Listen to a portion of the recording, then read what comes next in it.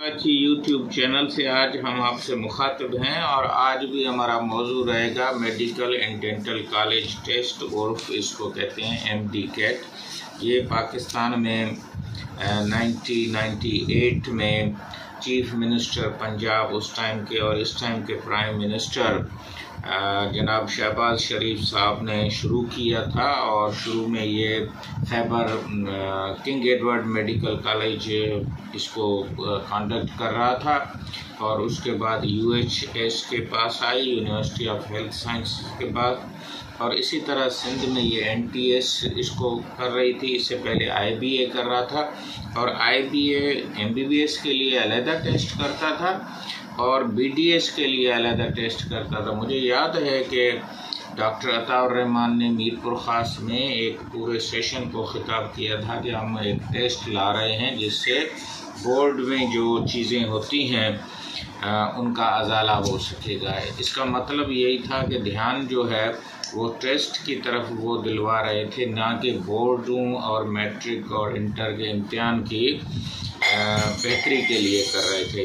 तो ये जो 22 सितंबर को टेस्ट हुई है इसमें 1,70,000 बच्चे जो हैं वो बैठे थे और उसमें 58,000 के करीब तो पंजाब के हैं और बाकी जो है उसके बाद KPK के हैं और 3rd नंबर पे सिंध के हैं और 4थे नंबर पे बलूचिस्तान के हैं। और इसी तरह गिलगित बल्तिस्तान GB में और आज़ाद कश्मीर में भी हुआ है। और ये टेस्ट जो आज़ाद कश्मीर में और इस्लामाबाद में हुई है ये शहीद जुल्फ़िकार अली भुट्टो मेडिकल यूनिवर्सिटी और बेनज़ीर भुट्टो मेडिकल यूनिवर्सिटी मुज़फ़्फ़राबाद उसके अंडर में है। लेकिन सबसे ज़्यादा जो इशू आ रहा है वो इस्लामाबाद में बच्चे इतना ज़बरदस्त एहतजाज कर रहे हैं और आज हाई कोर्ट में भी उसकी हियरिंग हुई है और उसमें जो है वो रिज़ल्ट को निकालने का कहा गया है और जो बच्चों के ग्रीवेंसेस हैं उनको एड्रेस करने के लिए कहा गया है।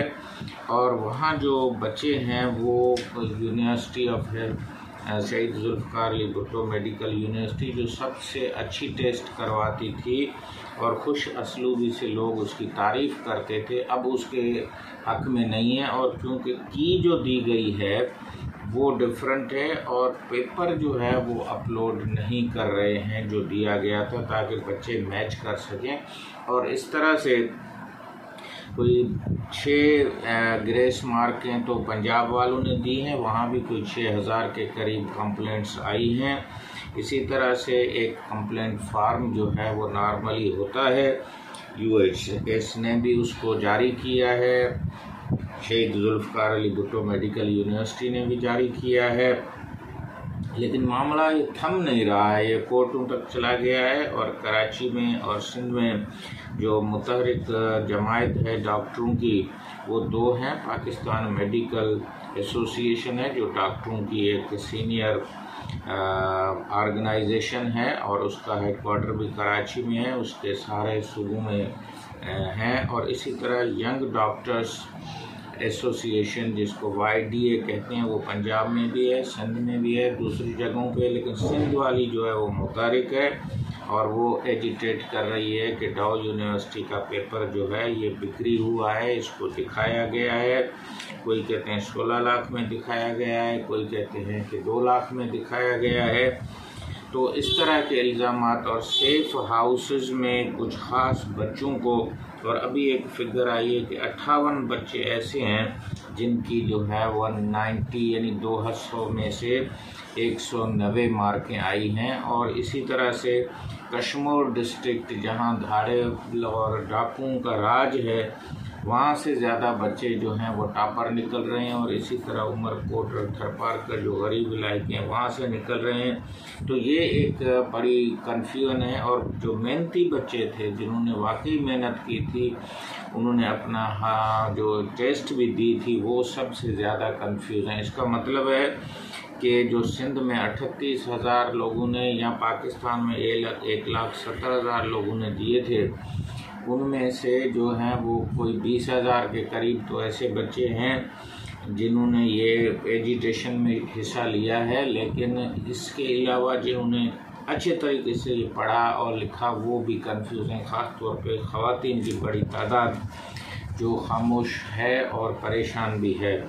मुझे ख़ुद जो है वो एक मेडिकल यूनिवर्सिटी में तजर्बा है कि वहाँ पे भी ये बातें चल रही हैं और डिले हो रही है एडमिशन सिंध में, पाकिस्तान में। और 2 इदारे जो हैं, पाकिस्तान मेडिकल डेंटल काउंसिल मान नहीं रही है, वो कहती है कोई लीक नहीं हुआ है, एवरीथिंग इज़ फाइन। इसी तरह डॉ यूनिवर्सिटी ऑफ हेल्थ साइंसेज भी नहीं मान रही है। और अब देखते हैं कि कोर्टें इसको कहाँ तक ले जाती हैं, लेकिन मेरे ख़्याल में रिज़ल्ट जो है वो निकलनी चाहिए और जो बच्चे हकदार हैं उनको हक मिलना चाहिए। और पाकिस्तान में जब हम देखते हैं कि आया इन टेस्टों का कोई हेल्थ केयर सिस्टम पे इफ़ेक्ट हो रहा है। कल भी मैंने बताया था कि ह्यूमन डेवलपमेंट इंडेक्स में और जो आपका ह्यूमन कैपिटल इंडेक्स है उसमें हम 7 पॉइंटें जो हैं वो तकरीबन गिर चुके हैं। और आज मैं देख रहा था कि पाकिस्तान में जो है वो यूनिवर्सल हेल्थ कवरेज, जिसको असेंशियल हेल्थ कवरेज भी कहता है और क्वालिटी प्राइमरी हेल्थ केयर भी कहा जाता है, और उसके अलावा उनको EPHS भी कहा जाता है, essential package of health services. तो ये जब मैं देख रहा था कि जो इंडेक्स है प्राइमरी हेल्थ केयर का सर्विसेज इंडेक्स जो है वो 52.7% है, ये डान में छपा है।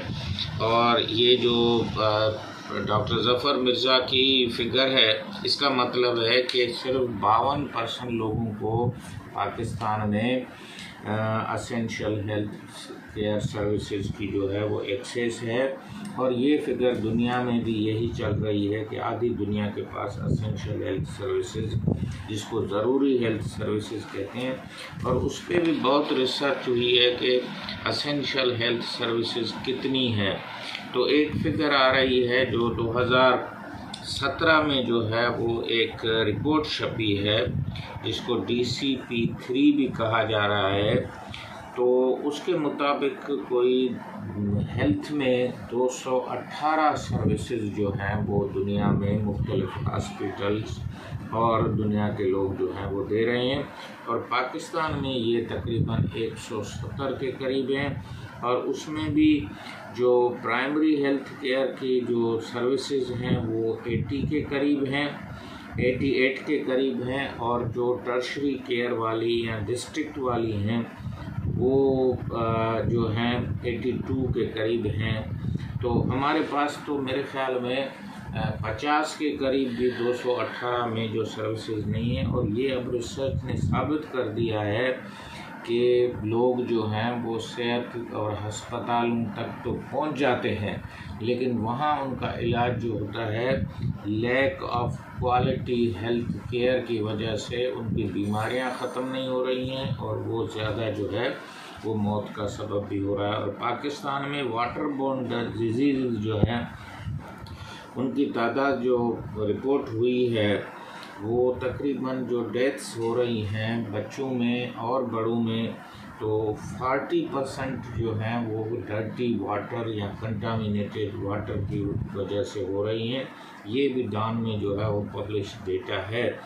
और इसी तरह पाकिस्तान जो है वो दुनिया में सेहत प्रोवाइड करने के लिहाज से, मैं ये कह रहा हूँ कि जब MD-CAT को आप 2008 से ले रहे हैं तो पाकिस्तान की जो फिगर 2022-23 की आई है तो 169 मुल्कों में देखा गया कि जो सेहत की सहूलतें कहाँ कहाँ पे हैं। तो पाकिस्तान 5वें नंबर पे बड़ा मुल्क है और इसका नंबर आ रहा था 124।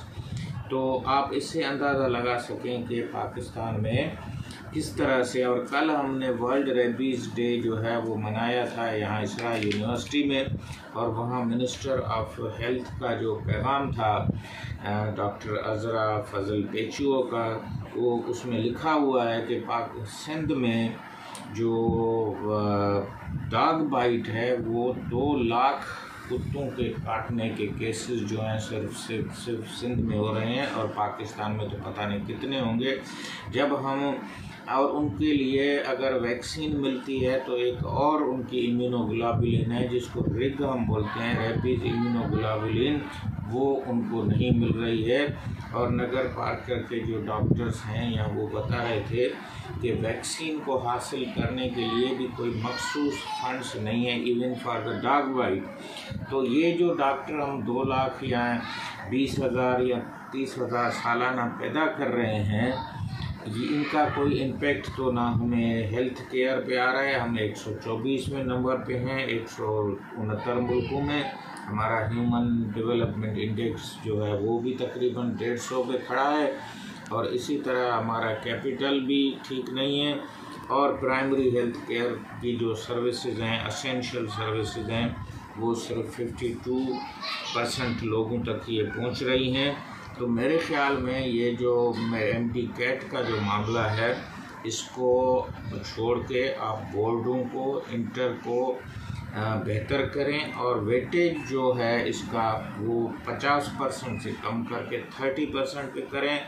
लोकल लेवल पे ये टेस्ट करने की इजाज़त दें, और 3-3.5 घंटे की टेस्ट के बजाय ये 1 घंटे की टेस्ट जिस तरह आगा खान करती है वो करें, और इसको रिपीट करें। इसको इस साल में 1 मरतबा नहीं करें।